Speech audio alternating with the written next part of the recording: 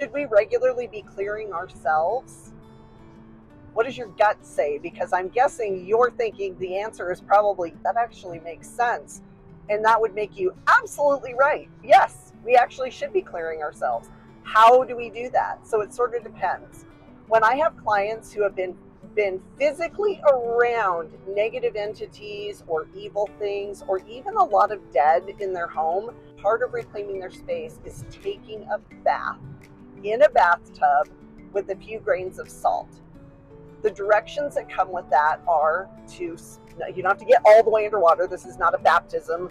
You get in the tub with a few grains of salt in there. As you're lying in the tub, you're imagining all of those connections just falling off into the salt. Something about that neutralizes, yes, I know how stupid this sounds, all of that negative energy, and then you pull the plug, you imagine all of that leaving you and going down the drain.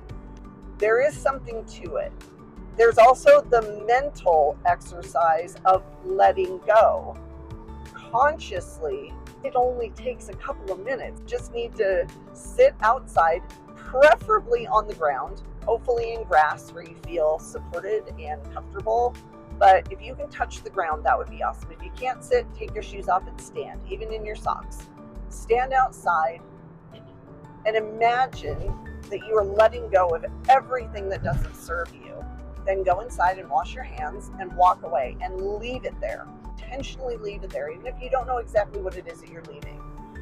There's also a specific exercise that I give to the empaths that I work with. Empaths are people whose energy and emotions of the people around them, they feel as if they were their own feelings. The catch-22 here is that people who are empaths are generally drawn to the healing arts, which means they can be anything from Reiki practitioners and massage therapists to funeral directors and doctors and surgeons. Those folks are picking up some heavy-duty stuff. They don't always know or are taught how to let go of it. But this is called the porcupine technique. If you're in one of those types of a job and you're feeling other people's feelings that are not yours, what you do is you stand touching the earth. So hopefully outside, it'll take 2 seconds for you to do it. I promise this is not going to make you look like a wacko and you don't have to explain to anybody what you're doing. From the outside, they won't even know what you're doing. You're going to stand there with your hands at your sides. You're going to imagine yourself in the very center. You are there and you are solid. That is the middle of you. Everything else you're going to think of as throwing off, like literally throwing off like porcupine quills.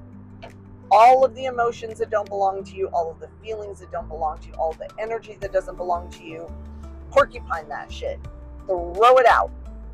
The universe knows how to take care of it. It isn't going to accumulate in some weird spot unless you're doing it in exactly the same place all the time, in which case, over a long enough time, I might be able to create a poltergeist.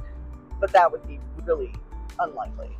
So no worries about what's going to happen to all of that negative energy or feelings that aren't yours. Just release it. It'll go back. It'll be fine. Nobody's going to be the wiser or hurt. So porcupine technique. If you feel like you've really got some built up stuff, do the bath with a little bit, a few grains of salt in the water. Imagine all of that falling off you. Let me know in the comments how you're feeling afterward.